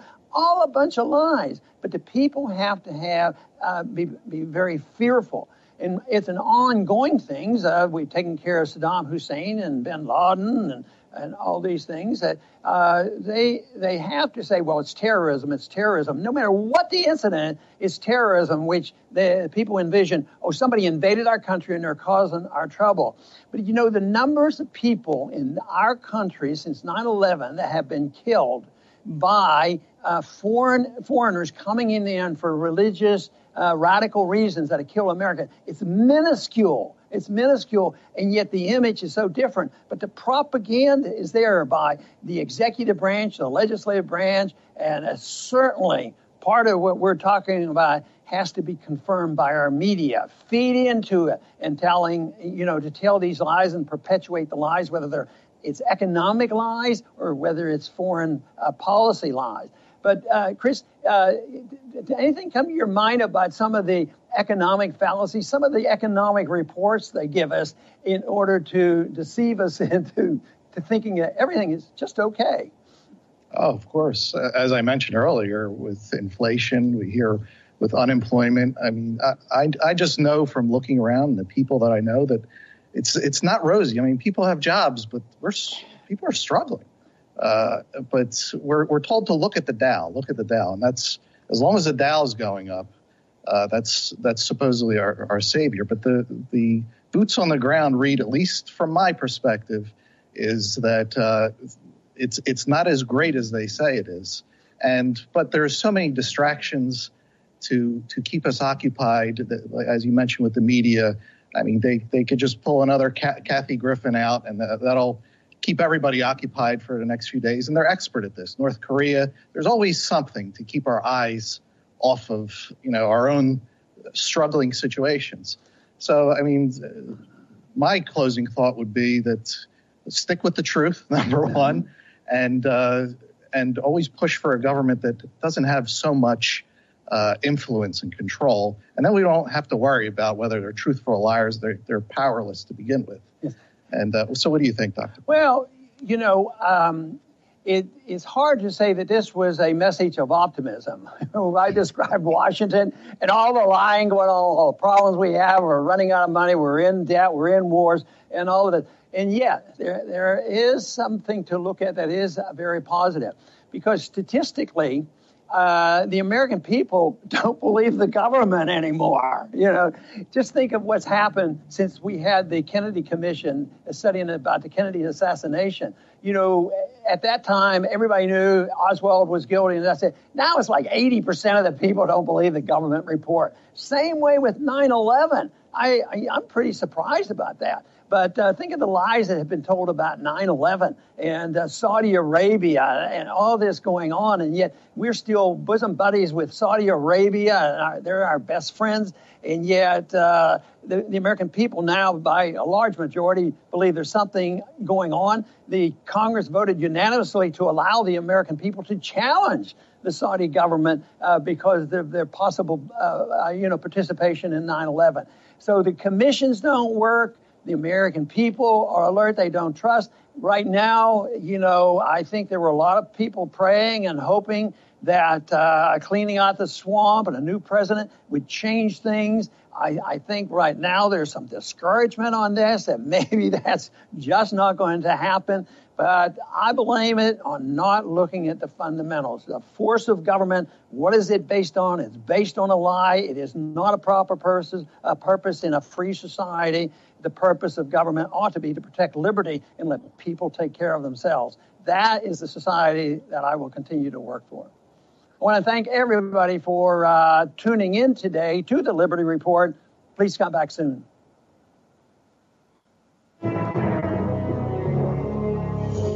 Ron Paul Liberty Report, RonPaulLibertyReport.com, and Ron Paul Liberty Report on YouTube. Check them out. Subscribe. Now, you know, I really don't meet too many people like, oh, yeah, I trust in government until I get into the trendy groups. When I find a trendy group, the ones that have to look ridiculous, but not judging. When you're young, you tend to dress a little crazy. You know, the attention grabbing clothes. It don't matter what generation you came from. You're always pushing the limits of what's acceptable and what's cool. And really, there's been kind of a reversal in a lot of that, where now you have people wearing suspenders with, you know, older looking clothes. Sometimes it is old vintage clothes that they specifically go to thrift shops to find. But when you find those groups, that's when you tend to find the all-knowing group of people that each one of them are all-knowing, except they start arguing with each other. And a lot of times you can sit back and watch them argue. Now, where that won't play a part in is if they think you're the opposition, one. Two, at a demonstration. Because then they need to stay in line, stay in formation. Can't go out of that. And you see that happen time and time again. Where it doesn't matter if it's left-leaning media or right-leaning media, when they actually try to bring up legitimate, you know, questions and stuff, there's no actual response. It's just chants and, you know, talking point, if you can even call it that. Chanting point, maybe. But when you look at where the politicians are, and it doesn't matter if they're on the left or on the right, they always agree to write themselves out of laws. They always agree on the things that tend to make government bigger. Why is that? Because they know eventually they'll be in control. Now, what's funny is when you hear of, you know, let's say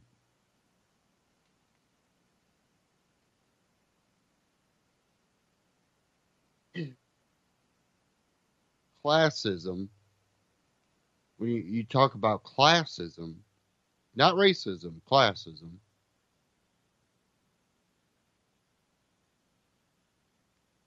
these are the people that live in those gated communities with the rich people, the wealthy people. Somehow they make very little working for the government, but come out millionaires. Some tend to go in looking a little wealthier than what they claim to be.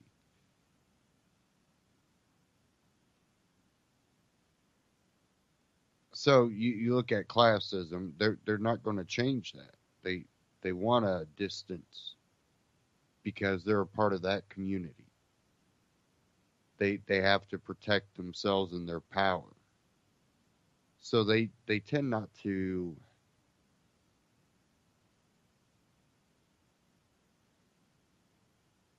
interact with laws and law enforcement and the court system maybe the way you do or I do.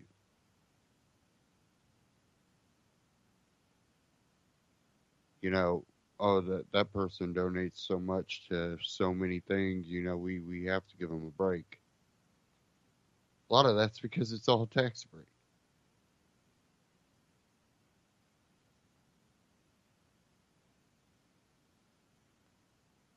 A lot of times it's for a safe face too.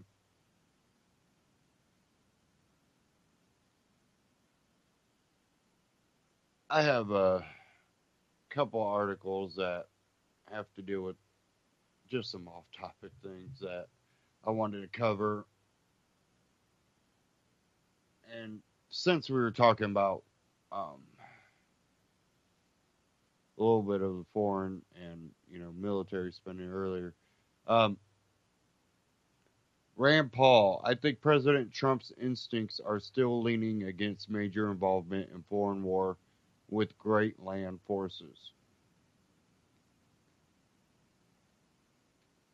Says, we are at war, quote, we are at war in basically about 7 different countries right now, none of them authorized by Congress. Senator Rand Paul told me yesterday on Sirius XM Insights, Tell Me Everything with John Fogelson. In the wake of Paul's losing attempt Wednesday to repeal the post 9/11 authorizations for use of military force, Senator McCain would have us in 30, 40, 50. He has never met a war he wasn't interested in getting the U.S. involved in.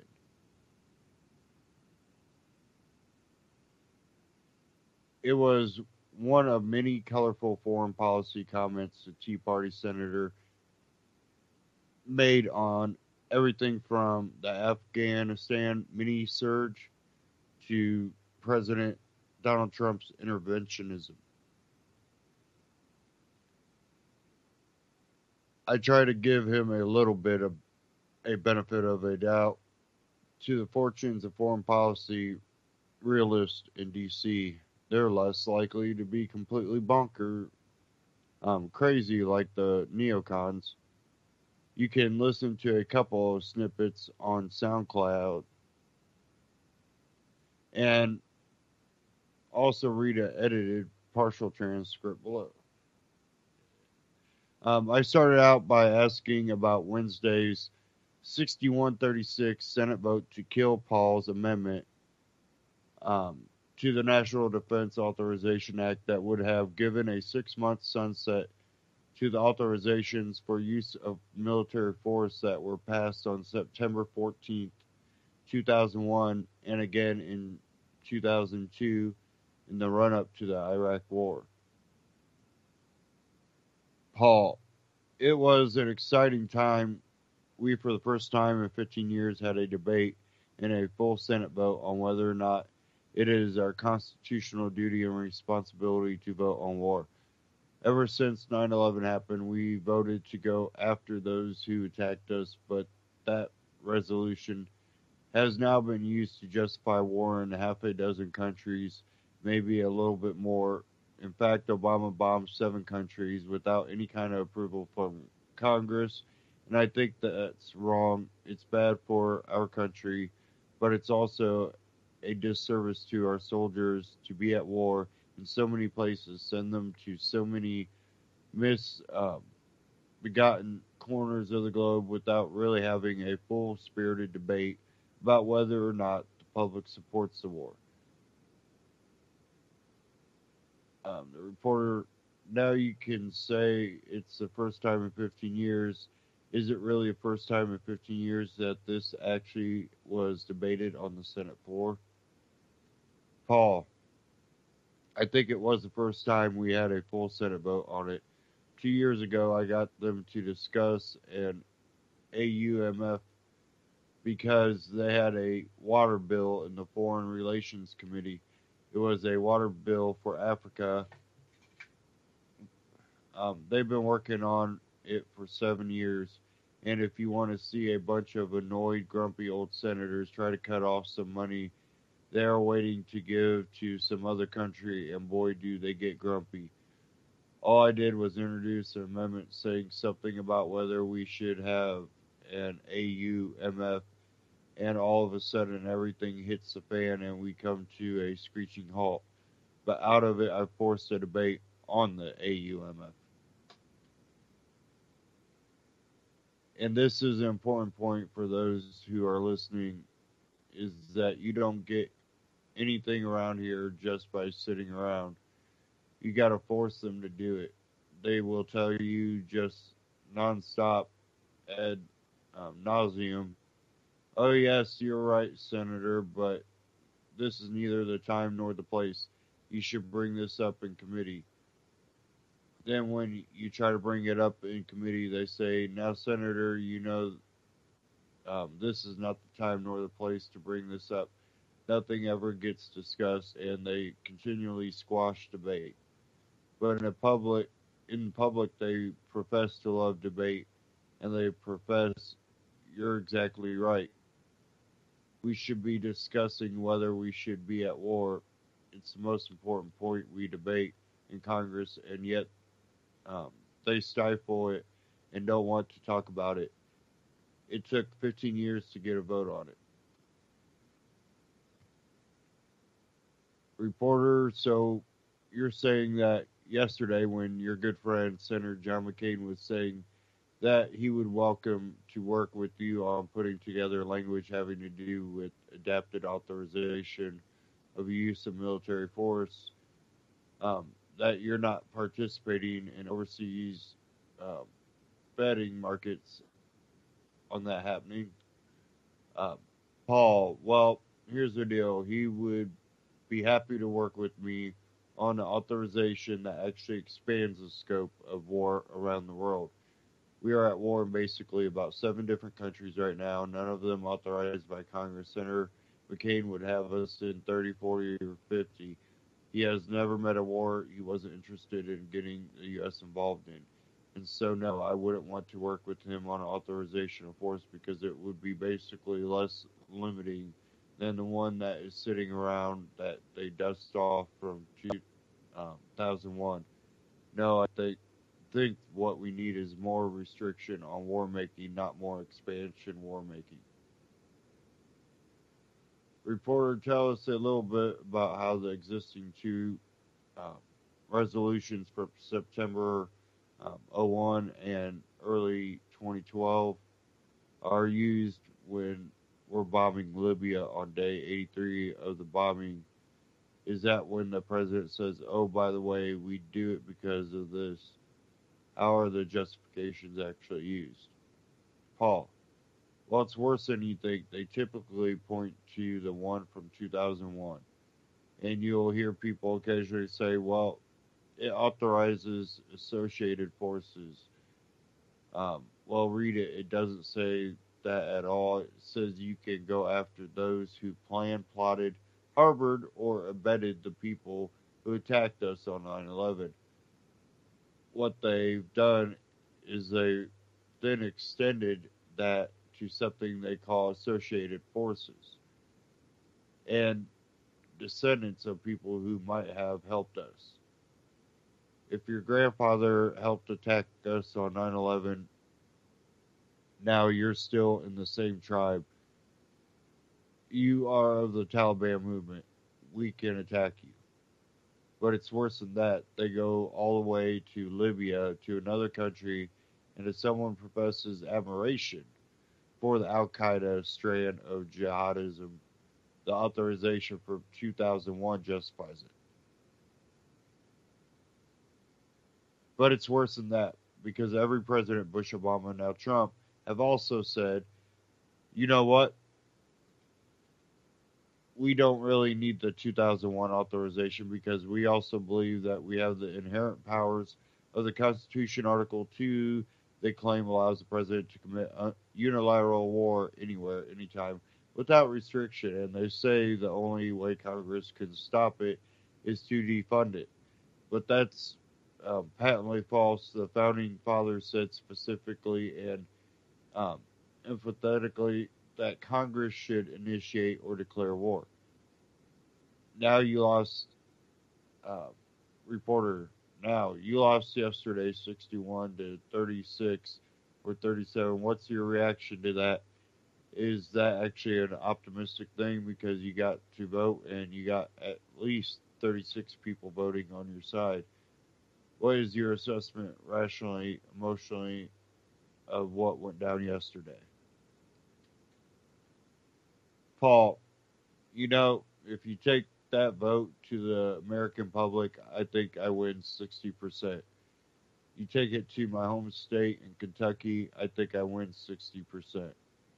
They had a vote recently that passed out of committee on the House side And interestingly, several very conservative Republicans, including a former Navy SEAL, voted for it. In fact, I met people all the time in the military, and this is the thing that is really misrepresented or misunderstood by politicians and the media. They think because you join the military that you believe in perpetual war, not debated nor discussed. It's impossible, or probably the opposite. If you're putting your life on the line and you're going to war, you actually want them to have a real debate. If you're on your 8th tour duty in Afghanistan and they're talking about sending you to Yemen, for which there's been no debate, I think the soldiers are rightly actually ticked off about it. I had a conversation with a Navy SEAL who'd been in 19 years. This is about a year and a half ago. And he said, look, we can do anything you ask us. We have the ability, the strength, the equipment to go anywhere in the world and do anything you ask us, but just don't send us abroad and tell us to plant the flag, because we're just not very good about being a mayor of Kabul. We're not good at suppressing the poppy crop. We're not very good at police work. We're soldiers. We're supposed to kill the enemy.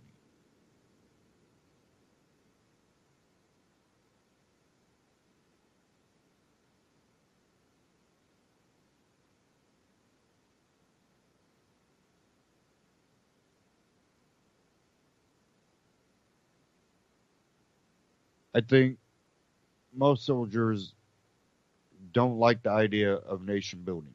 You notice even the generals now who still advocate for more war, they always end their sentence by saying, but it's not nation building. I saw National Security Advisor H.R. McMaster not too long ago, and I gave him grief about the Afghan war and said it's a huge mistake. And he said, well, but it's not nation building. I said, how can it be anything but nation building?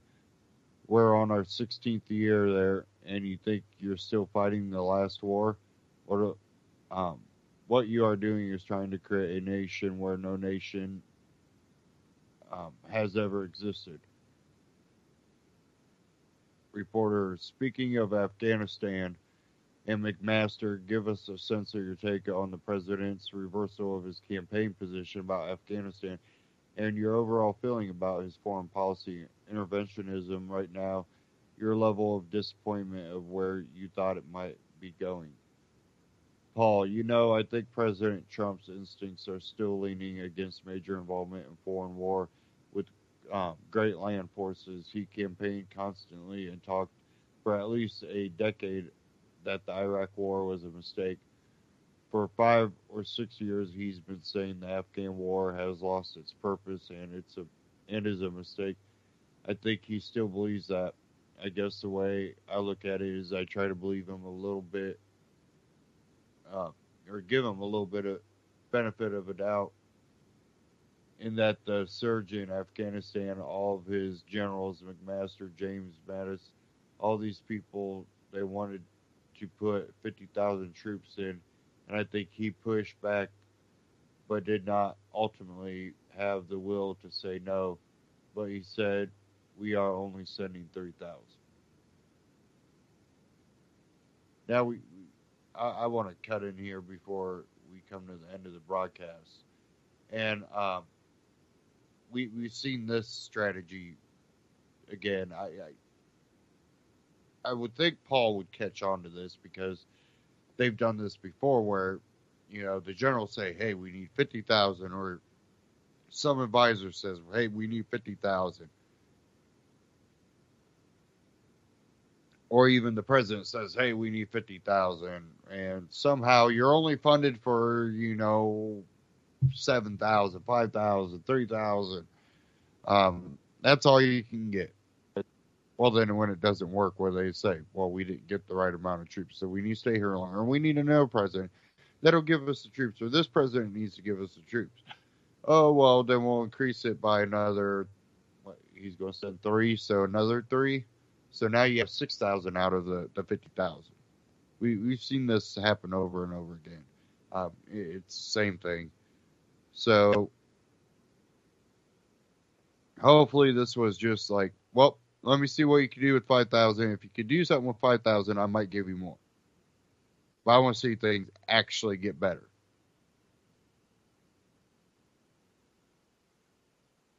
But, you know, I warned before, you know, he started giving generals and people that were not on his side,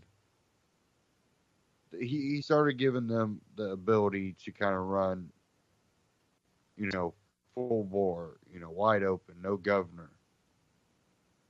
And I think that's going to come back and bite him in the butt.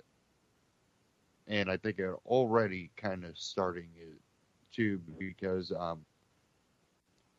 now you're seeing Trump supporters starting to burn their hats because of this deal with the Democrats, not getting a wall out of it, giving amnesty, even though none of this is, you know, in writing, confirmed, signed, you know, this is not a bill yet. It's saying, oh, we'll work together. So, you know, we do have some of jumping of the gun, but a lot of people say, you know, this isn't looking good. Now, I think if the Democrats keep doing what they're doing and playing like they won, we won, and keep doing it and keep grandstanding, it'll pee off Trump and he'll go back on that. And I think they're fully capable of keeping that whole, you know, throw it in everybody's face. We won. We're Trump's going to do what we want. Yeah, I don't think it'll go far with Trump. He'll kind of be like, yeah, okay, you know, now get down. And then when they don't get down, he's like, never mind, I'm not doing it. Which is twofold. It won't get done, but, you know, another problem with that is they'll use that to make Trump look bad. We have almost an impossible political system anymore that does not seem to obey any type of rules that are there to govern it. And cronyism and, you know, all the corruption, it's so evident anymore. It's almost, when you see these young youth out here protesting and calling for more government, really, you want more of this. You want more debt. You want more cheap products. You want more, you know, are you going to have to start getting a 30-year loan to buy tires for your car that you have to pay for 80 years? Oh, by the way, your car's not going to probably last you 80 years. Not for the normal person. You know, where does this stop? Well,